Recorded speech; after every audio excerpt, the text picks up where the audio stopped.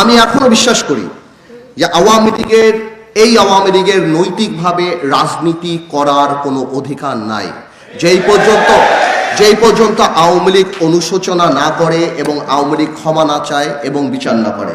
আমি চিন্তা করে দেখলাম, কয়েকদিন আগে আমি দেখলাম যে বিএনপি চায় আওয়ামী লীগকে নির্বাচনে আসার জন্য। আমি বুঝতে পারি রাজনীতিবিদ হিসাবে যে বিএনপি চেতেই পারে আওয়ামী লীগকে নির্বাচনে আসার জন্য, নাহলে আওয়ামী লীগ পরে বলতে থাকবে যে আমাদেরকে নির্বাচনকে বাদ দেওয়া হয়েছে, এই নির্বাচনের গ্রহণযোগ্যতা নাই, এই নির্বাচন আমরা করলে আমরা জিতে যেতাম। কিন্তু আমি একটা কথা পরিষ্কার করে বলে দিতে চাই, বিএনপি বলুক, শব্দ বলুক, ইউনুস সাহেব বলুক, গ্রাউন্ড রিয়ালিটি কিন্তু ডিফারেন্ট। যেখানে আমার ভাইদের যেই ডিস্ট্রিক্টে যেই গ্রামে 15 তারিখ 5 অগস্টে বা এই 17 বছরের রক্ত ঝরেছে, আমার ভাইদের লাশ গিয়েছে, ওই সব জায়গায় আওয়ামী লীগের ক্যান্ডিডেটেরা যা ভোট চাওয়ার মুখ রাখে না, তাদেরকে কেউ ভোট যেতে দিবে না। গ্রাউন্ড রিয়ালিটি আলাদা। বিচার না হওয়া পর্যন্ত আওয়ামী লীগকে বাংলাদেশের মানুষরা ঘর থেকে বের হতে দিবে না রাজনীতি করার জন্য।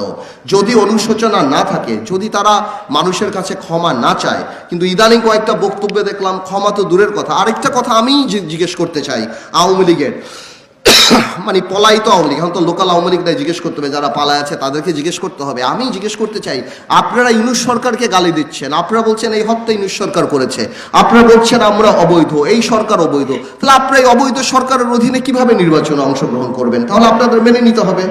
তো আমি মনে করি যে বিএনপি হয়তো ছাড় দিতে চায় আওয়ামী লীগকে নির্বাচনে আসুক, বা নৈতিকভাবে আমি মনে করি না আওয়ামী লীগের নির্বাচন করার কোনো সুযোগ আছে। এবং আওয়ামী লীগের মতো দলকে, যারা গণহত্যায় বিশ্বাস করে, যাদের কোনো রাজনৈতিক অস্তিত্ব নাই, যারা ক্ষমতায় যাওয়ার জন্য সব কিছু করতে রাজি, সেই ধরনের দলকে বাতিল নিষিদ্ধ করার জন্য আমি মনে করি সংবিধানের প্রভিশন থাকা উচিত।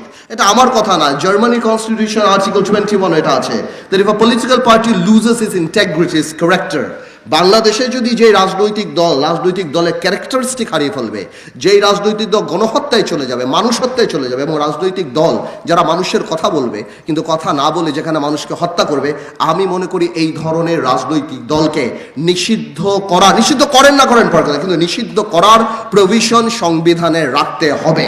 না হলে এরা আবার করে সামনেও আবার এই ধরনের রাজনৈতিক দল সামনে চলে আসবে। আগামীতে কোনো স্বৈরাচার সরকার জানি বাংলাদেশে আসে না, আর যদি আসে তাহলে এই দৃষ্টান্তমূলক বিচার এই হত্যাকারীদের আমাদের করে যেতে হবে, যাতে করে আগামীতে আসার আগে তারা 10 বার চিন্তা করে যে স্বৈরাচার হতে হলে কিন্তু সর্বস্ব নিয়ে আমাদের ভেঙে যেতে হবে।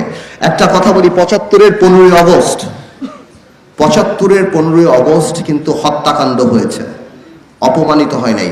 এবার অপমানিত হয়েছে, অসম্মানিত হয়েছে।